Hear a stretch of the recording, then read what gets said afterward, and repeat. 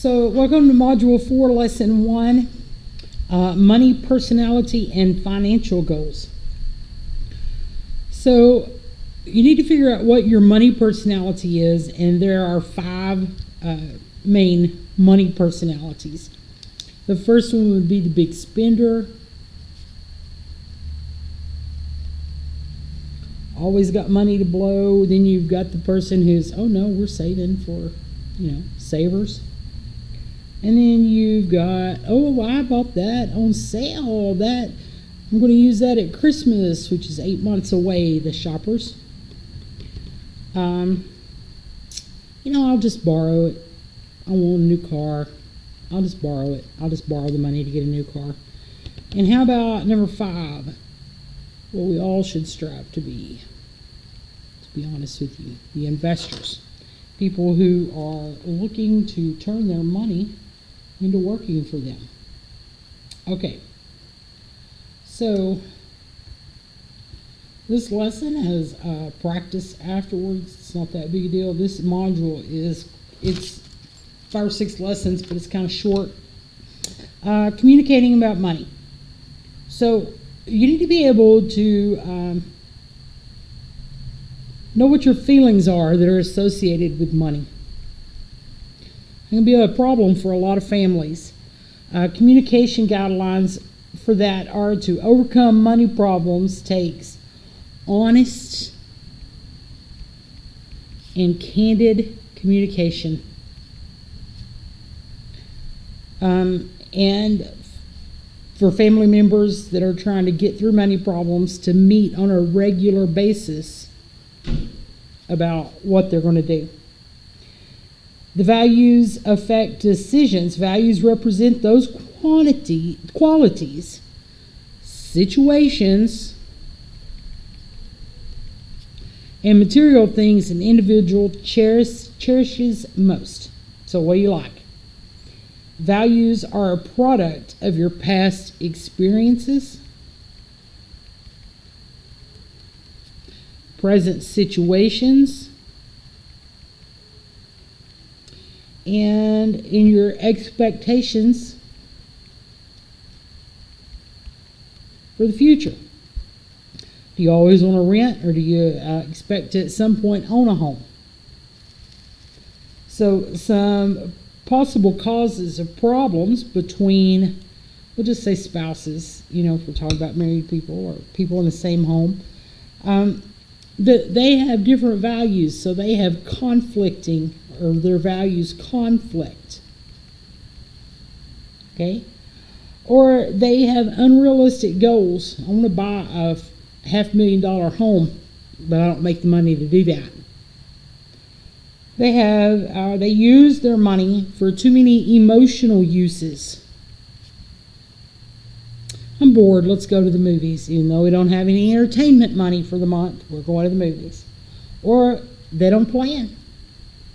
They don't have anything set back in case their vehicle tears up or their house, the hot water heater blows and they have to dip into their available funds that they didn't save for those kind of emergencies for. So let's talk about SMART goals.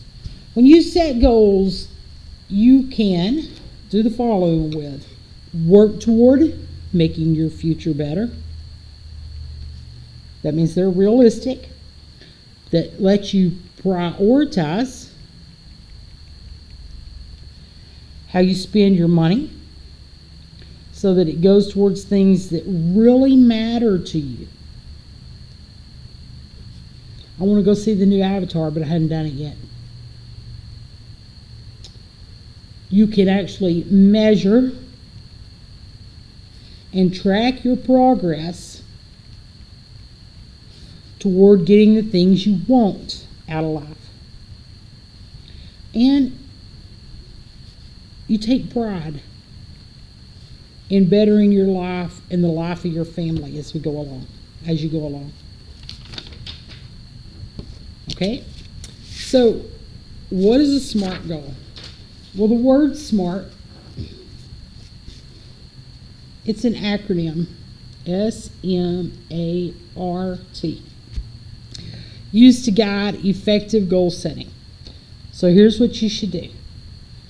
You should make sure that your goals are specific. I don't just want a new car. I want a Yukon XLT. You understand? And work toward that.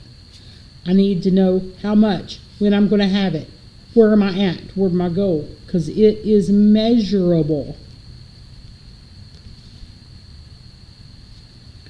It is attainable. If I save long enough, keep driving what I got. And it is relevant. Why do I want that big old ride? And reasonable. Sorry, reasonable. Now, some people would say it's not reasonable or relevant, but it is. I have lots of people, when we go places, we all go together. And that's the best part of my life, to be honest with you. Loading my kids, my grown kids, their children, being able to load 7 or 8 of us in a vehicle and go somewhere together is good times to me. Okay, and finally, timely. So my vehicle's paid for. How long am I going to drive it? I'm on year 2. I'd put 5. I've put a little money into it, but nothing like a car payment, you know. So I'm going to keep driving it 5 years, and then I'm going to get my new goal, and I'm going to go to Florida in it with all my kids and my grandkids. It's going to be great. An example, goal 1. You want to lose 10 pounds in 2 months. Is this a SMART goal? Well, it might be a wise decision to try to lose 10 pounds in 2 months. But be specific. What are you going to do to lose that 10 pounds in 2 months? How are you going to measure that? You know, is this something that you think you can actually do? Is it reasonable? I think it's pretty reasonable. And it's timely, 2 months. But be specific. How about, I'm going to give up soda pops and candy to lose 10 pounds in 2 months. That's more specific. That's measurable and still attainable. Okay? Second, I want to do better in school. Is that a SMART goal? Well, maybe it's something you want to do, but it's not specific. It's not measurable. You didn't set a time, like before the 9 weeks is up. So you have to look at your goals, and are they SMART goals? So when it comes to setting financial goals, every goal requires 2 things. You write it. Commitment. Got to be committed. And time. Got to space it out to where it's doable. To reach goals, you also need information, maybe transportation. You need tools, money, other resources,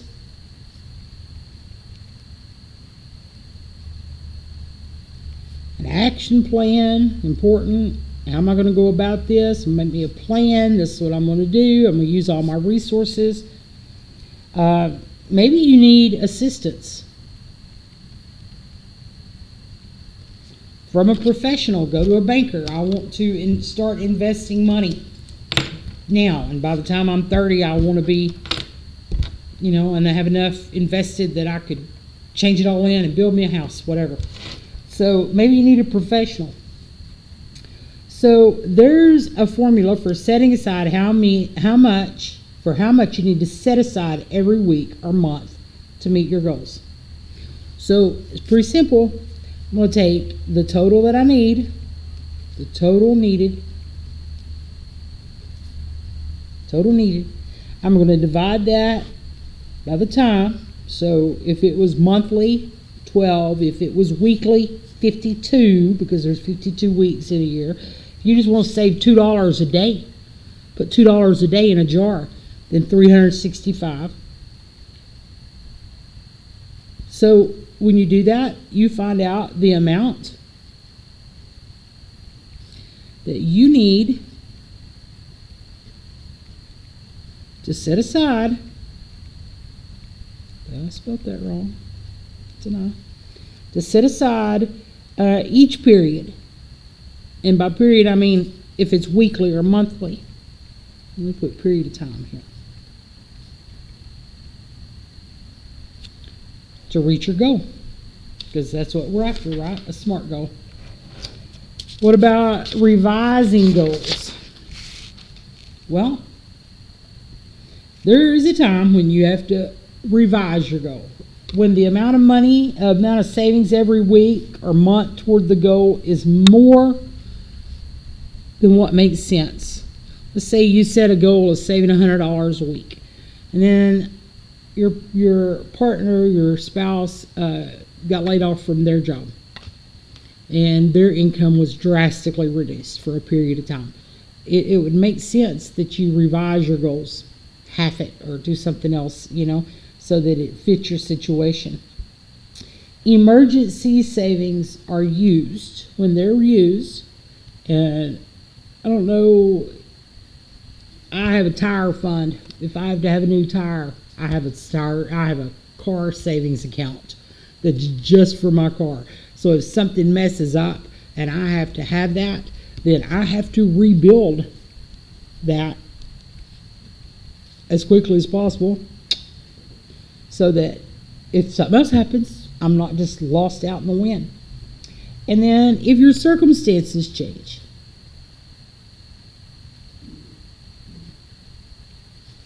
due to life events like marriage or a kid, or say your house catches on fire, you lose everything, then you may need to revise your goals for a little bit.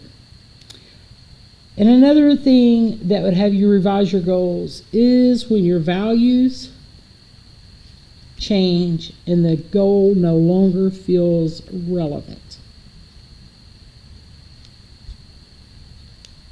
So if you're planning a trip to Walt Disney World and you're saving for that with your wife and 2 or 3 kids, and somebody gets bad sick in your family, or you get bad sick, and you're not going to be able to go because of the sickness, then this value, this wanting to go on vacation, probably needs to change to something more relevant in your life.